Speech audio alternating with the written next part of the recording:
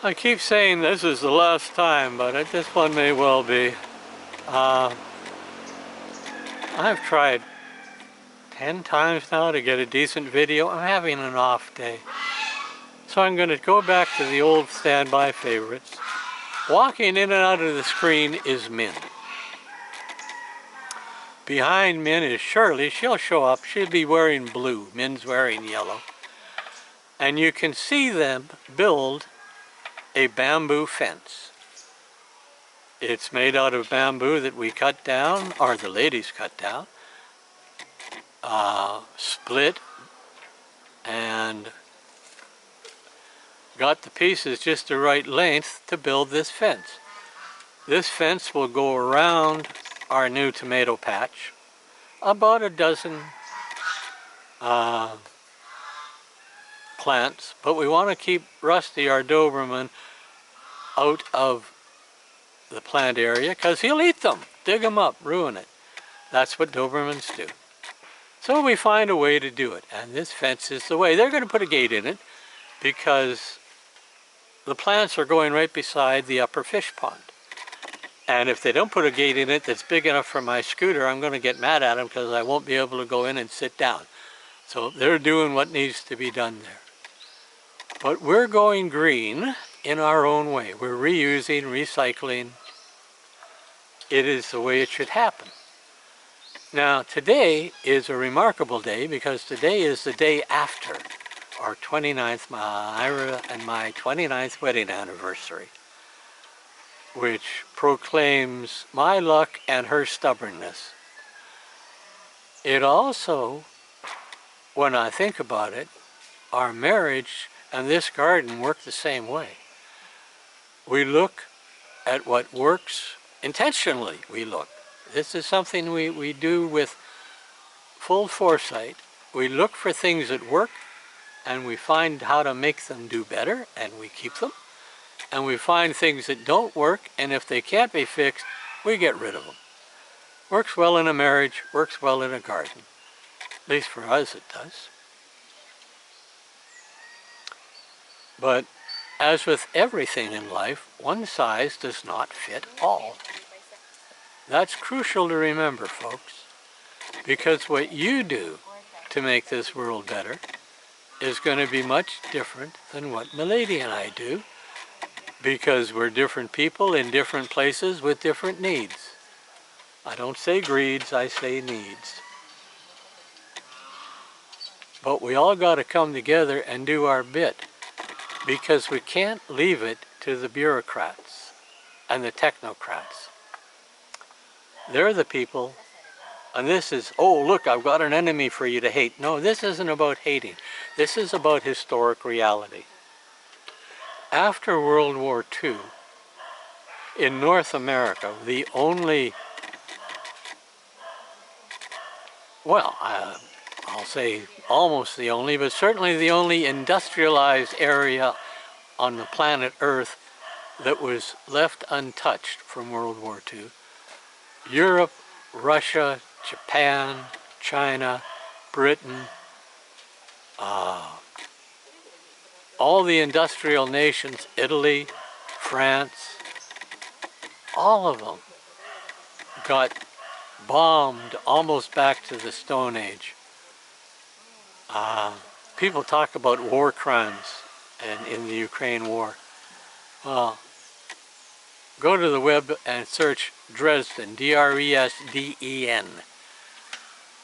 The Allies, Canada included, firebombed that city, destroyed it. Take a look at firebombing of Tokyo in World War II. Take a look at Curtis LeMay, L-E-M-A-Y, who was the head of the Air Force in the Pacific, who later went on to command SAC and got us the B-52 and mutually assured destruction. He's an interesting character. But he took the B-29, which was built for high-level precision bombing, and it wasn't working. The planes weren't dependable, the planes couldn't carry enough bombs at that altitude, He said, okay, what we're going to do is we're going to take them down low. We're going to load them up with incendiary bombs, the equivalent of Vietnam's napalm, and we're going to go on massive night strikes against wooden cities, cities that were built out of wood with fire bombs. He killed more people in Tokyo than the atomic bomb did in either Hiroshima or Nagasaki. And he did it with basically big explosive firecrackers that burst into flame. Worked well. Firebombing. Now Curtis LeMay got rewarded for his war crimes, and they were war crimes, whereas Bomber Harris, the gentleman that led the British Air Force Bomber Command, was ostracized. It wasn't until well into the, memory serves me here, if not, fact check me. It's still just a matter of a few years, but I believe it wasn't until the 21st century that he got a statue and recognition and all this other stuff that all the other war commanders got. But he was the one who famously said words to the effect of, Germany entered this war believing they would get to bomb other cities and nobody would bomb them. They're about to find out how mistaken they were. They have sown the whirlwind. No, they have sown the wind, and they will reap the whirlwind. And they did. Bomber Harris did a good job of what he was ordered to do, but what he did was war crimes. And the Canadian pilots and air crews, and I'm a Canadian, and the British pilots and air crews, and the Australian pilots and air crews, and the Free French pilots and air crews, and other allies that were flying with them, they're all war criminals to what they did. And now they're complaining that Russia is doing terrible things. Well, Russia is doing terrible things, and they're war crimes, but it ain't like it hasn't happened before, folks. War, at best, is ugly, and at worst, is simply hell on earth. And the Russians have decided, or Putin has decided, that the way Russia can win this war is simply by devastation through air and artillery attacks, and then send your troops in to occupy the dead zone. It was done in the Philippines, on the island I live in. The government told the people on tomorrow morning at 8 o'clock in the morning, our troops are marching from point A to point B up this island, and anything that's alive we're going to kill. Because they were having a real problem with insurgents that were being supported by the people who owned the farms. So they gave the people time to evacuate and take their animals if they wanted to. And then they marched up this island in line, pretty much. And anything that moved, from chickens to cows to carabaos to women, children, babies, soldiers and old men and women, grandparents, were executed, killed, wiped out. Nasty time. And if I remember right, that was done under Cory Aquino, one of those women that are going to make the world gentler and kinder. I think that was one of her operations. I could be wrong on that one, though. But those people, going back to where I was, coming out of World War II, the technocrats continued to play with atomic power and plastics. If you look up the Jetsons on the web, a Hanna-Barbera cartoon series, it ran 30 minutes an episode, I think. And it's about a family in the 21st ? Century with flying cars and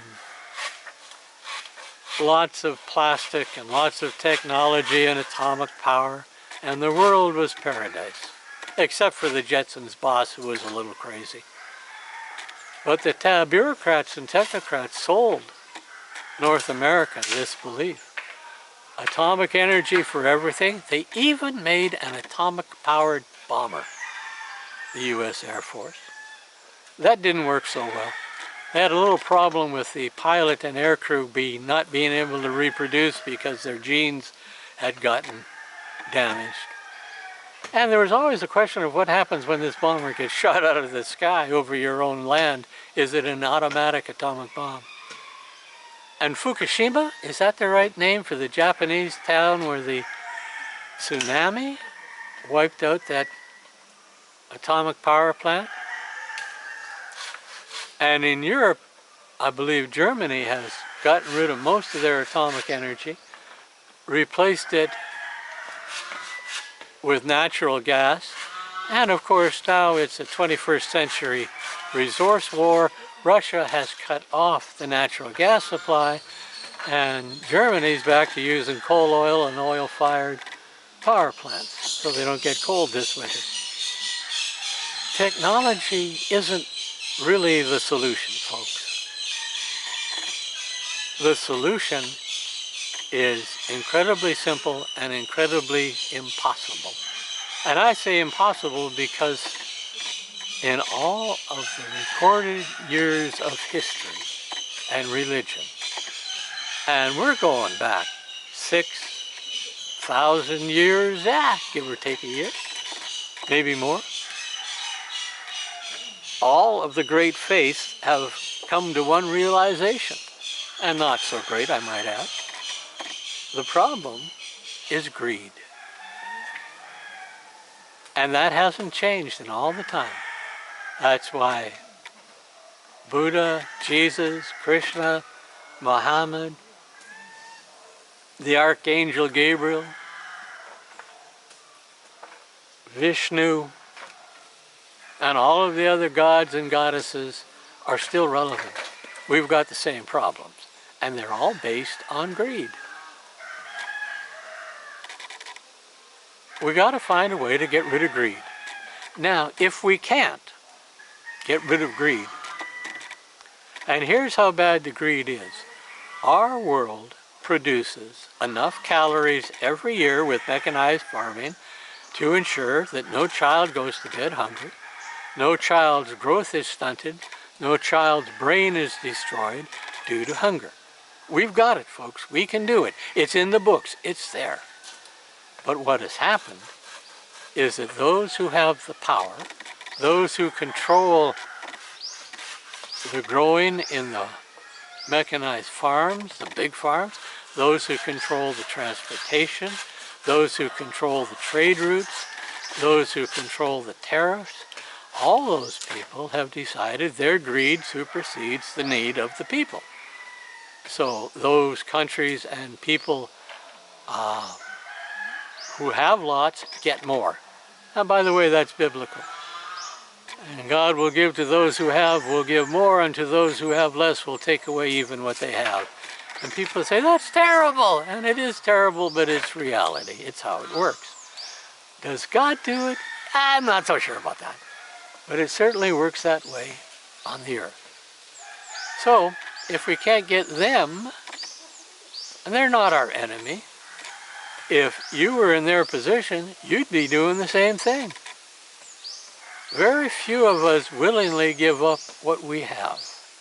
That's why revolutions are always fought with guns. We keep what we have and we want what our neighbor has. The grass is always greener, yada, yada, yada. So, how do we get rid of greed? It's not easy. People would have to come to an awakening, to be born again, to become Buddha, a saint. They'd have to learn, study, immerse themselves in wisdom literature, philosophy, and the sacred scriptures of every faith based on love, and they'd have to let it work on their hearts and souls. And even the most optimistic of people, and I'm not, would say that will take a long, long time. Absolutely. The only other solution we have, and it's not one that I recommend because it comes with all sorts of horrors that are uniquely its own, is to find a way to limit the human population. China did it for a while with the one family, one child law, and what they found that produced was mass murder of girl children. They found it was secretive adoptions. It was parents living in shame and horror of the thought of losing their children. It really produced a lot of its own personal evils, and I don't recommend it. But when 800 million people a day go to bed hungry, and I'm not talking, I'm hungry, I could enjoy dinner, I'm talking, I'm hungry, I wonder if I can find a rat to eat. That type of hunger. Something's got to change. And the only thing that can possibly change is the human population, the numbers. We can do it through contraceptive, although the fanatics don't want that to happen in the States. I'm going to try something I shouldn't, but here we go, folks.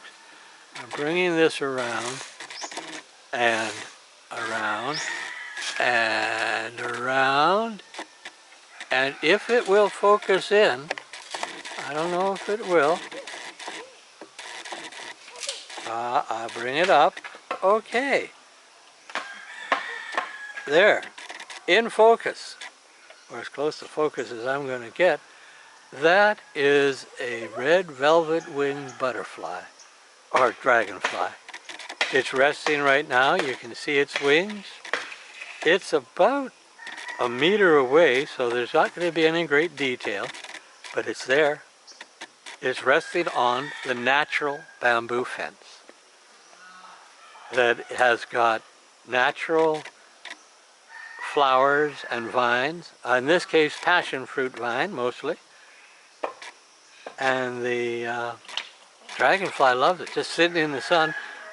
It drove off the other red velvet winged dragonfly, and now it's looking for a mate, waiting for one to find it through scent, or waiting for it to find one through scent.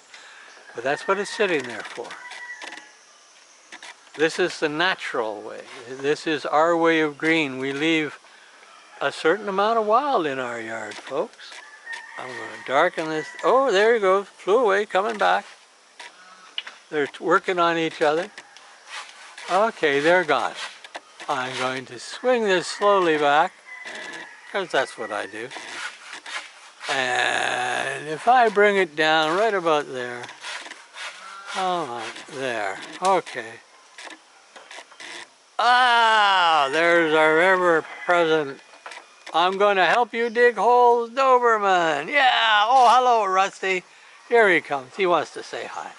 He knows he can't get too close to camera. It's working nicely. I don't know where the focus is. Over on the left. Well, that's not where I want it. There's Min. And as any good worker on this mountain is, you'll notice she comes equipped with a bolo strapped to her side. One of the earliest memories I have of Camp Lookout. We were driving up Camp Lookout because we were the new pastoral team in training for this community, for the United Church.